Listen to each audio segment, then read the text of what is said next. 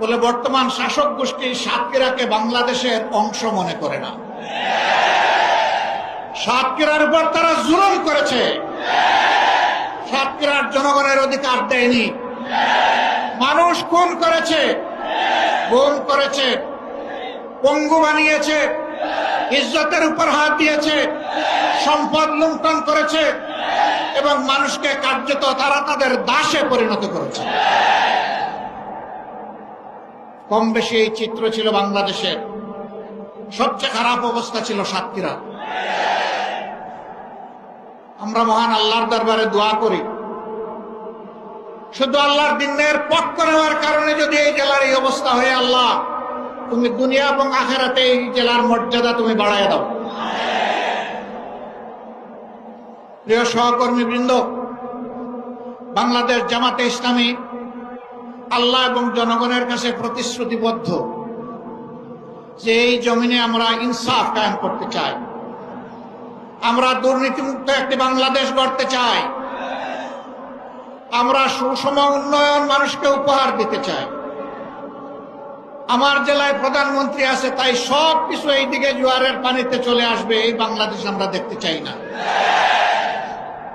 আমরা এমন একটি বাংলাদেশ দেখতে চাই, কেউ চাইলেও তার অধিকার পাবে, না চাইলেও তার অধিকার পাবে।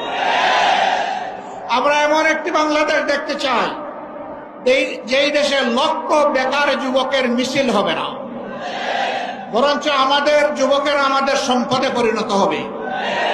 তাদের হাতে মূল্যহীন এক টুকরা সার্টিফিকেট ধরিয়ে দেওয়া হবে না, বরঞ্চ শিক্ষা সমাপনীর সাথে সাথে তাদের হাতে কাজ তুলে দেওয়া হবে। এমন শিক্ষা চাই আর এমন শিক্ষিত জাতি চাই। তবে এই শিক্ষা অবশ্যই নৈতিক এবং দুনিয়াবি বা জাগতিক শিক্ষার সমন্বয় হতে হবে। মানুষ যাতে মানুষ হয়, শিক্ষা নিয়ে মানুষ যাতে ডাকাত না হয়, আমরা সেই শিক্ষাটি চাই। আমরা এমন একটি দেশ চাই, যে দেশে আমাদের মা বোনেরা নিঃসংকোচে যেমন ঘরে সুরক্ষিত থাকবেন, কর্মস্থলেও সুরক্ষা পাবেন, রাস্তাঘাটেও সুরক্ষা পাবেন। তাদের দিকে কোন খারাপ লোক চোখ তুলে তাকানোর কসরত পাবে না। তারা ইজ্জতের সাথে, মর্যাদার সাথে, তাদের দক্ষতা দিয়ে দেশের উন্নয়নে তারাও ভূমিকা রাখবে। নবী করিম সাল্লাল্লাহু আলাইহি ওয়াসাল্লাম মানব জীবনের সবচেয়ে ঝুঁকিপূর্ণ কাজেও মহিলাদেরকে শরীক করেছেন। সেই কাজটি হচ্ছে যুদ্ধ। যুদ্ধে মারা পুরুষের পাশে থেকে তারাও যুদ্ধ করেছে। বিশেষ করে বদর যুদ্ধের কঠিন দিনে আমি প্রায় এই উদাহরণটা দিয়ে থাকি। যখন কাফেররা আল্লাহ রসুলের খুব কাছাকাছি চলে এসেছিল তাকে হত্যা করার জন্য, যখন পুরুষ যোদ্ধারা দিক বিদিক কিছুটা জ্ঞান হারিয়ে ফেলেছিলেন, তখন একজন মা চতুর্দিকে ঘুরে ঘুরে আল্লাহ রসুলকে বেষ্টনে দিয়ে রেখেছিলেন।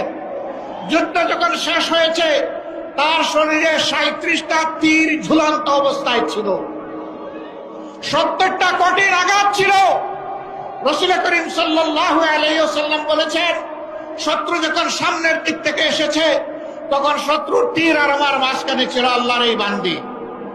যখন পিছন দিক থেকে এসেছে, ছিল আল্লাহর বান্দি। ঘুরে ঘুরে আল্লাহ রসুলকে কিভাবে তিনি রক্ষা করবেন? ডাইনে এসেছে ডান দিকে, বামে এসেছে বাম দিকে। আমাদের সেই সর্বোচ্চ ইজ্জতের মর্যাদাবান মায়ের নাম ছিল হযরতে নুসাইবা রাদিয়াল্লাহু তাআলা আনহা।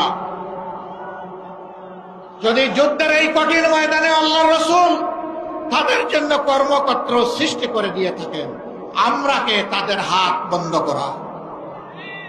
আমাদের ব্যাপারে ইসলামের প্রতিপক্ষ শক্তিরা অপপ্রচার চালায়। জামাতে ইসলামী ক্ষমতায় গেলে মহিলাদেরকে ঘর থেকে বের হতে দিবে না, আর যদি দেও আস্তে করে এনে জোর করে একটা বুরকা পরায় দেবে।